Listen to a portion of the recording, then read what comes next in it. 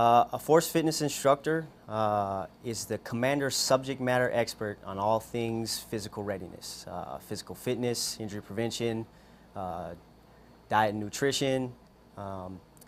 He's the commander's subject matter expert. His job is to take the commander's intent, the mission essential task list, and assist the commander in developing an overall physical fitness readiness plan for the battalion, the unit.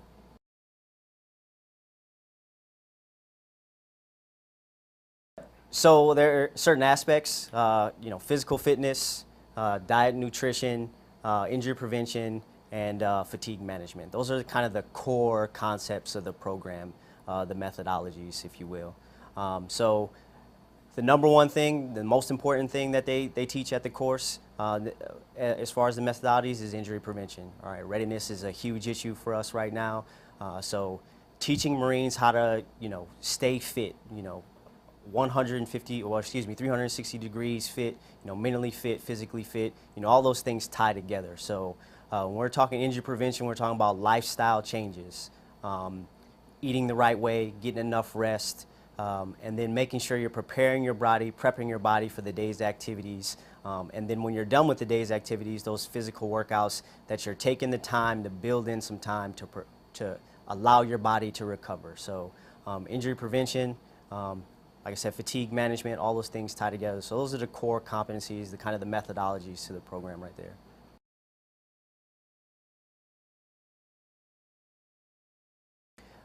Right now it's a 6-week course in Quantico, Virginia at the MACE there, the Force Fitness Center Readiness Center for Excellence. And what it is basically,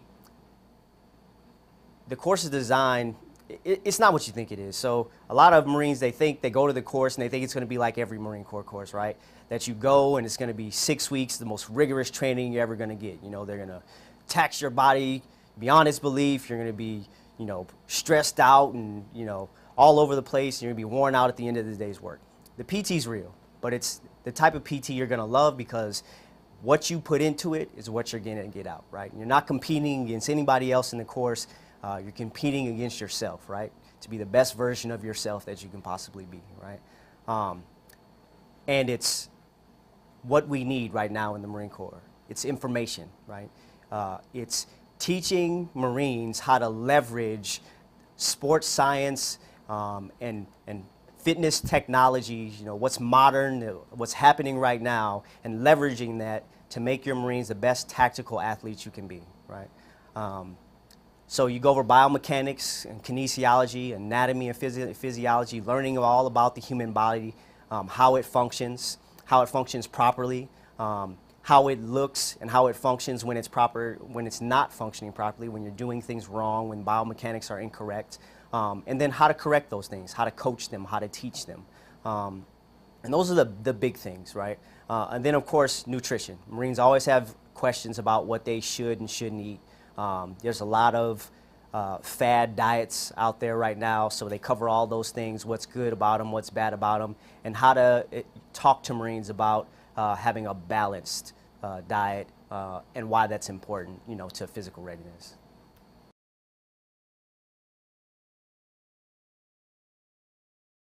I saw the initial MAR admin that came out. And I actually, when I was at Security Forces, my previous duty station, General Neller was the commander of MAR 4Com. And he came down to the Reaction Force facility and he had lunch with some of us down there. And I remember him speaking about the program then, or speaking about how we needed to shift our focus for physical fitness in the Marine Corps, and talking about how we didn't have that skill set, and we probably did need it. And then when the MAR came out, I was like, wow, that's awesome. He actually did it. So then I heard about the course, and I knew that we had a seat, and I approached S3 about it, and I was able to get in the course, luckily.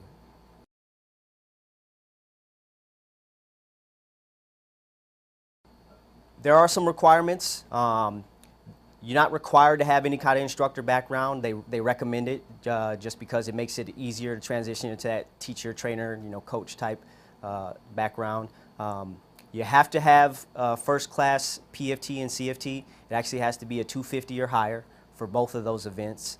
You have to be PME complete as well, and then you have to have a recommendation from the commander.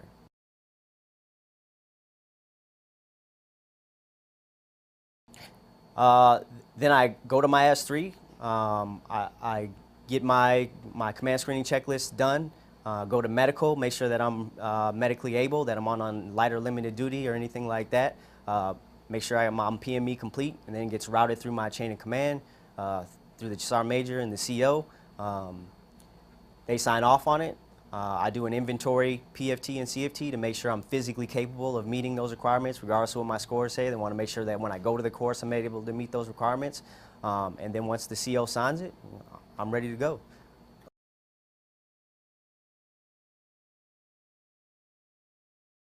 My advice to you, one, is to reach out to your unit FFI if you have one. Reach out to your S3. They should be able to put you in connection with your FFI. If you don't have an FFI in your unit, you can reach out to the local SimperFit on your base. They should be in connection with the FFI because the FFI works closely with those units at every base. And if they can put you in touch with an FFI, I would get in touch with an FFI and try to get some of the pre-reads. Gunner Sergeant Pacheco, who is one of the instructors at the course, actually sends them out once you're in the course. She sends out some pre-reads. Those subjects, biomechanics, kinesiology, those aren't one-day courses. And if you don't do the pre-reads, some of that stuff can go over your head. So I would take some time. That's probably the most demanding thing. Like I said, the PT it's intensive and it's tough. But if you're able to meet those requirements, then you should be able to get through the PT stuff. The mental aspect, the learning, comprehending those concepts, that's the most difficult thing. So I would try to get a hold of that material and do some pre-reads.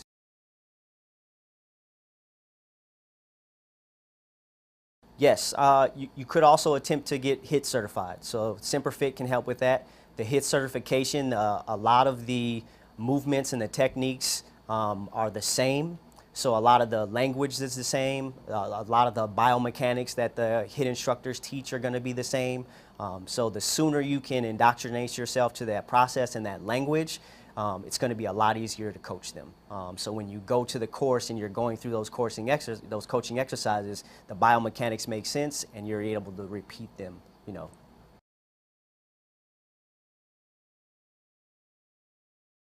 I will tell you that I was one of those Marines. I was excited about the idea of the program and what it could be, so I really wanted to go.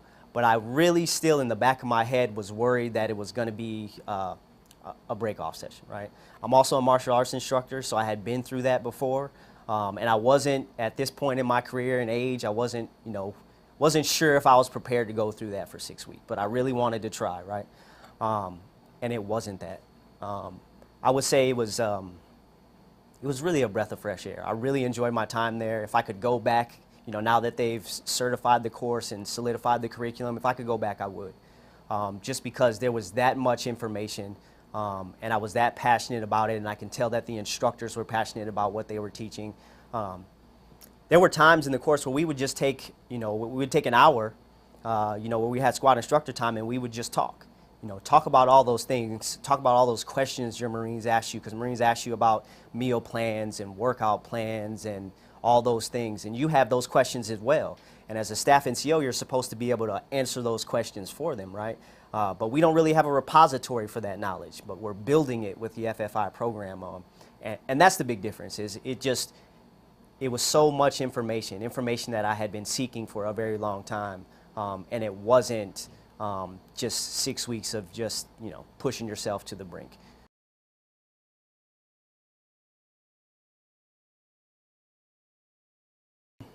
For me here, it was, once again, helping the commander try to figure out how we were going to, try to standardize what the command was doing. Every command is going to be a little bit different, and the opportunity to standardize that is going to be a little bit different. So when I sat down with the training officer here, Captain Baudette, and we talked about Colonel Gadd's intent for the program, we talked about how we could affect that change. So the biggest thing was BCP and RCP. You know, those are the Marines that are struggling the most. Those are the Marines we want to make sure get to the FFI as a resource first. How do we make that happen, right? We rewrote the BCP and the RCP order to integrate the FFI and his responsibilities into the program, and to make sure that those Marines knew who he was and, you know, knew who I was, and that they knew what the schedule for our PT was, and how we would track that, how we would train them, and what other knowledge we would get to them. After that, we talked about how we would affect change, you know, on a bigger scale, MAR 4 pack.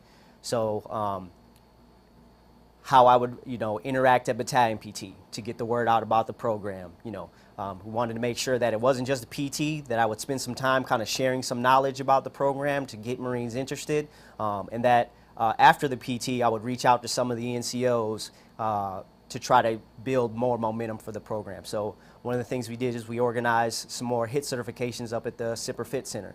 All right, so right now I have 11 supplemental instructors, so 11 sergeants that have either been HIT certified in the past or got HIT certified here. And I spend some time just about once every quarter meeting with them, talking about the program, the methodologies, sharing information from the course or information from some follow-on courses I've done. When I do my quarterly meetings with the SIPR Fit, you know, health promotion, I bring that knowledge back to them to share with them so that they can take it back to their sections and share it with the Marines in their sections, and, you know, as we attempt to grow the program in that way.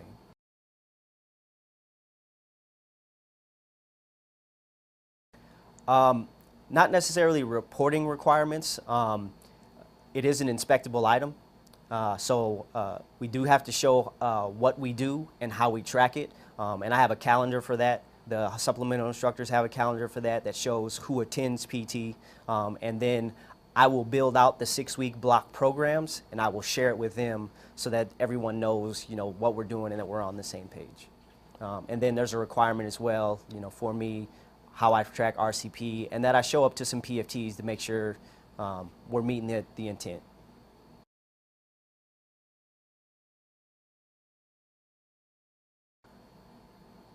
Because there's already an opportunity to prove. You know, Marines are rough and tough. Marines are the greatest fighting force on God's green earth. But if we can get better, we should get better, right? And there's an opportunity to leverage, like I said, what's current in sports science and in fitness, in the fitness industry right now. We should do that. We should do that. You think about, you know, football players or, you know, athletes, right? Teams are constantly seeking a way to gain an edge over the competition. It should be no different with tactical athletes. You know, as we leverage technology to improve our equipment, we should leverage technology to improve our most important asset, which is, you know, the Marines.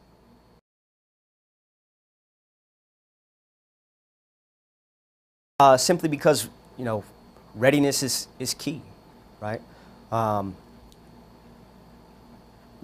of the major things about the program is that no one's doing it the same way, right? Everybody's idea of what is physically fit is a little bit different based on where you're at, right? Based on what that leader thinks is important or what they're good at. And we also, because we're these alpha individuals, we measure physical fitness sometimes as toughness, right? How much can you put your body through, right? And that's not necessarily a good measure for physical fitness, right? But it's ingrained in us. So building that injury prevention into it to keep a Marine in the fight, to keep him ready, is important because it kind of takes us away from that thought process that pushing through it is, you know, what we do. Toughness, I always tell the Marines, toughness is not a leadership trait, right? Judgment, integrity, those are leadership traits, right? So as we build that into who we are as a culture, as part of our physical fitness, injury prevention should be at the top so that we can keep a Marine in the fight, keep him training, and leverage him as a tool, right, to win fights.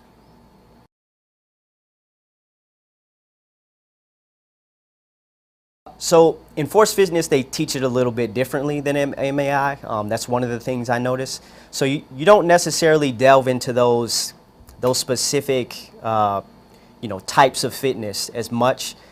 you talk about how being physically fit affects those other types of readiness, right?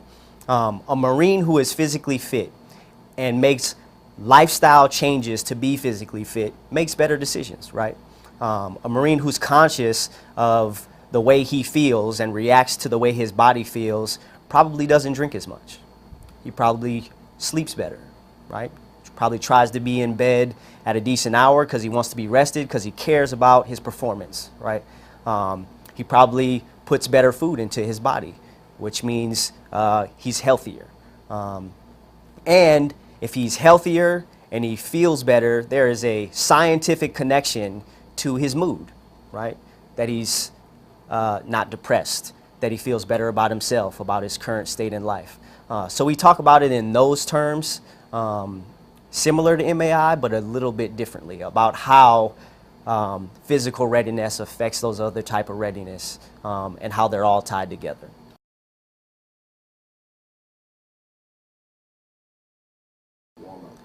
A dynamic warm-up is basically the opportunity to prep your body for movement or workout or stress, right?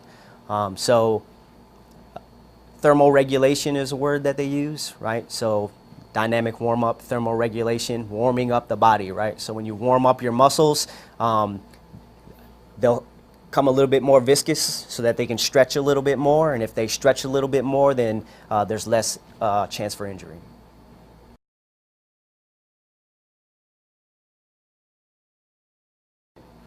The 4 phases of strength training. So first you have foundational strength, right? That's just in the beginning when we first get a Marine, we're just building that foundational strength, getting him used to moving in that fashion, the exercise we're doing, building those neural pathways. Every time you do a rep, it sends a message from your brain to that muscle that says, hey, it looks like this. During that time, we're really focusing on form and foundation, right? Because we want to teach them to do it the right way. So after you get the foundational strength, you got maximal strength and explosive power. Those two kind of work together, right? So maximal strength is a preparation phase for explosive power, right?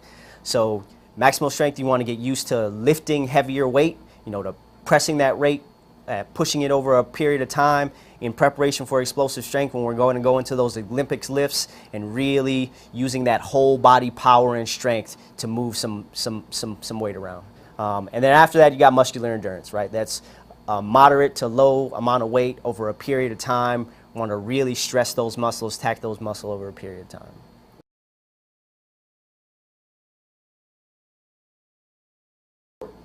Core stability, because that's where the big word, stability, right? Number one key to the program is injury prevention, right? So if you're strong throughout your core and your stabilizer muscles, a lot of Marines, once again, they think core is their abs, right? But it's so many more muscles, right? And it's all those muscles that stabilize you when you're moving, you're pumping iron, right? And when you are, if that core is strong, then you're not going to injure yourself because you're going to be stable, you're going to have a solid trunk, you're not going to be left to right, you're not going to be wiggling, that core is going to have you locked in, and it's going to allow you to move a lot more weight than you normally would.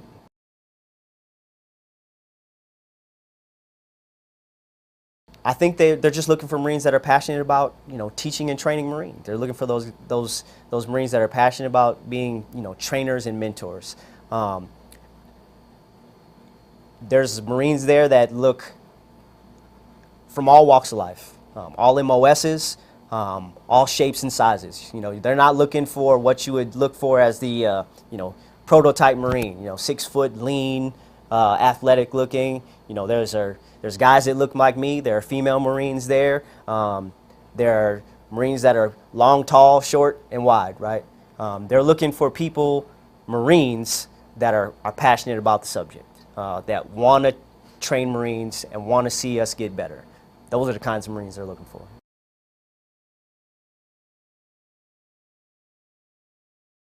You joined the Marine Corps because you wanted to be better than everybody else around you. This program doesn't exist for any other purpose but to make us as the best we could possibly be. Like I said, the goal of the program is to make your Marines the best tactical athletes they can possibly be. So if you're passionate about this, then this is the way to go. This program is going to give you everything you need, all the tools you need to put your Marines in the best position to be successful. And it changes them, right? We've gotten away from some of the days when we all PT'd together, you know. Almost everybody at the course who wasn't an instructor would probably have told you that sergeants more than likely lead PT for them, right? And I was kind of the same way before I went. But now I'm at the forefront of that, and I see the effect it has on my Marines to PT with me every day, all right, to go through it with me every day. It's changed them, and not just physically, and that's important.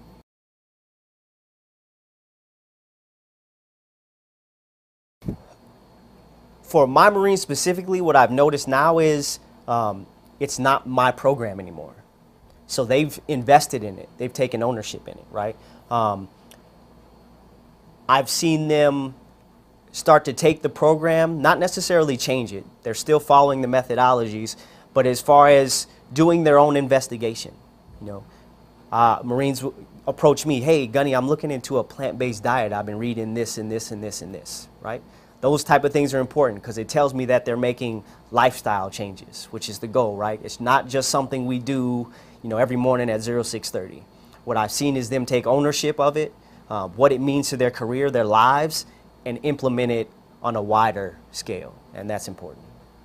The difference I can see is the number of Marines that have started to approach me for individual assessments. So I assumed it would be junior Marines that had questions about certain things, but I started to see senior staff NCOs and officers start to approach me about, hey, you know, can you talk to me about some of that mobility and recovery stuff you do?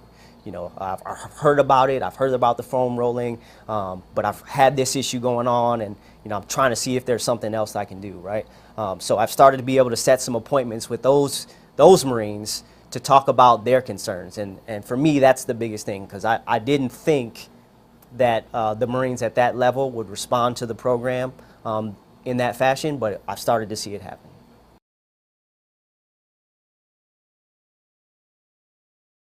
So dorsiflex is the big one.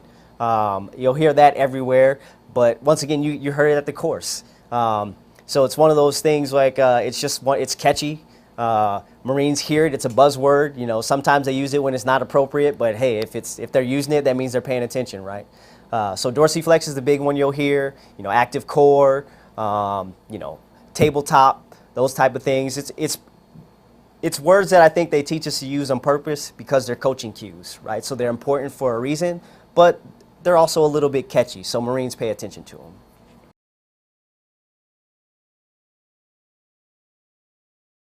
I mean, all the sessions are a little bit different, so the flow is slightly different, but generally they're all the same. It's going to start off with some education in the beginning. Always we talk through safety, obviously first, and then after that we're going to talk about the workout, what it's going to consist of, and then usually coaching any big biomechanic movements, things you're going to see if we're focusing on a certain body part, what that should look like, and maybe then just practicing that a little. You know, coaching cues that you're going to hear. If you hear that coaching cue, what it is I'm looking for. And just those type of things. And then after that, what I like to do is I always have some type of warm-up game, and then we get into our dynamic warm-up, then the task-specific warm-up where we prep the specific muscles that we're going to use for that workout a little bit further. Then we'll get into our workout stressor, and then after that we'll get into our, you know, our auxiliary movements where we work the other body parts that we're not focusing on, and then we'll end it with an optional finisher. Well, optimal finisher is what I like to call it because it's never optional. We're gonna get that finisher in.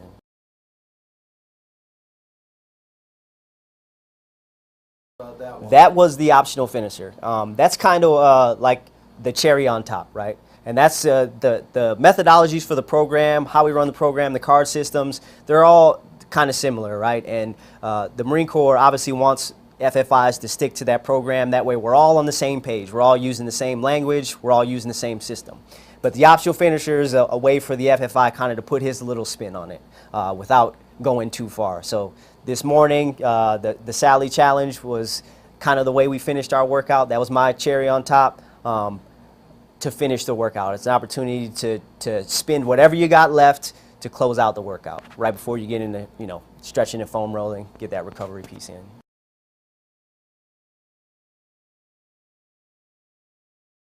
So what it is there's a song, Bring Sally Up, Bring Sally Down.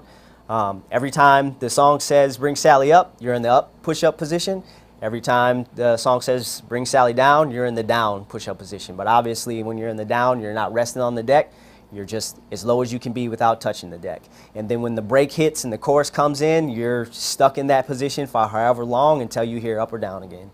And it's about 3.5 minutes of pushing or not pushing.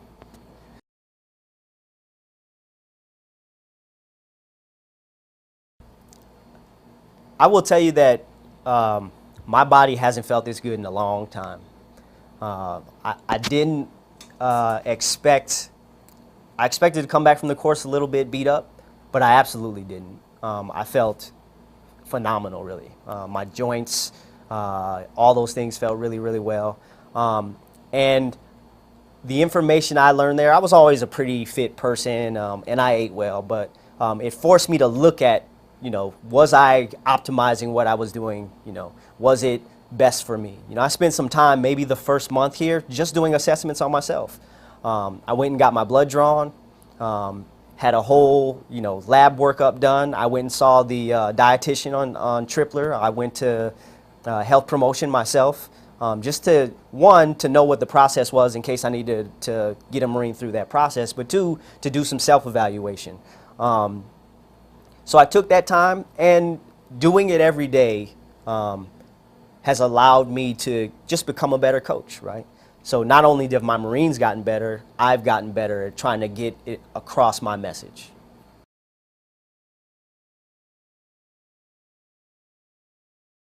I think he's lost about 20 pounds from the day he checked in until now.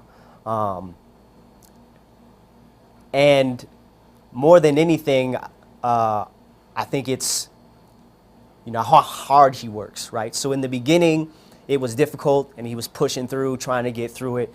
But now you can tell he wants to be better, like he's hungry for it, right? He's always questioning me for tips. So he's a big guy, right? On Thursdays, we do speed and agility.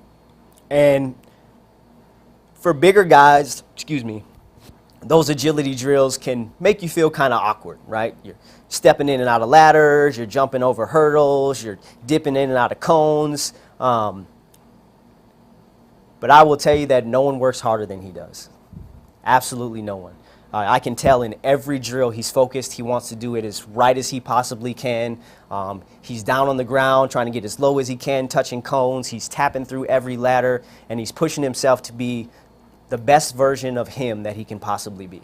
And that's probably the one that sticks out the most to me is Sergeant Carrera.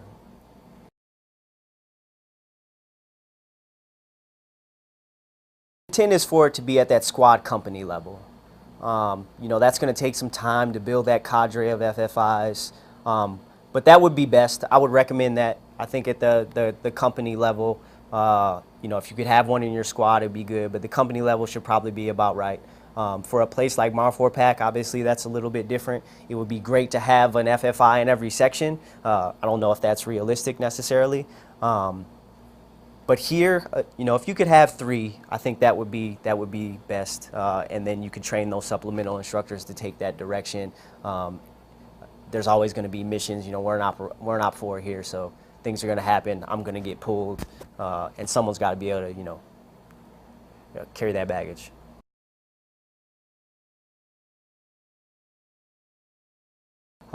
Because 1, you're a tactical athlete, and you should train like one. And 2, because you joined the Marine Corps because you wanted to be better.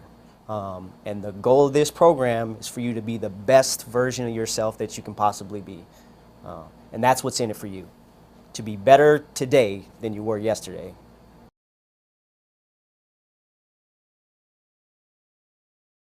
I would say simply because it's going to affect readiness on all levels.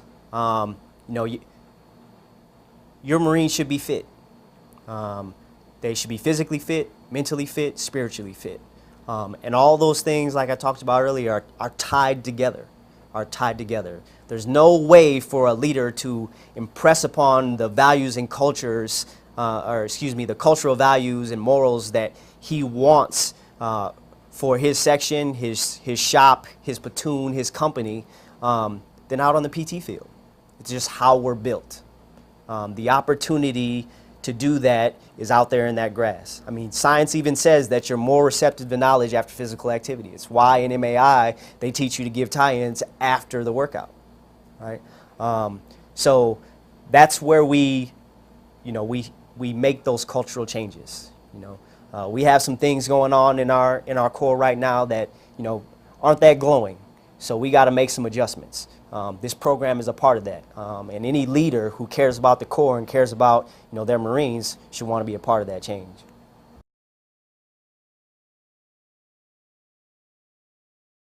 Like I said, I think the big thing is I've had several Marines ask me about the program with the interest towards going to the course. I think the sergeants, the NCOs, are a little bit more gung-ho about it. They're chomping at the bit, waiting. Initially those 3 beta courses were kind of just for staff NCOs, so they were waiting to get their opportunity. But the staff NCOs that have voiced, their interest in it, I think there's always been that level of concern that, do I want to commit to that? Is it going to be one of those things, where I'm going to get beat up for 6 weeks? And I would just reiterate to them, it's not that. It's absolutely not that. And if you have some interest, seek me out, read the MAR admin, and go to the course. Go to the course. I think the sergeants are going to get there because, like I said, they're gung-ho. But I think it's important that this level of knowledge, that the staff NCO core is involved with that they have that level of knowledge, that they're able to articulate it. Because in the Marines, the expectation, or for the Marines, the expectation is that when I go to Staff Sergeant, I go to Gunny, I go to Mass Sergeant, they have the information. So we should have it.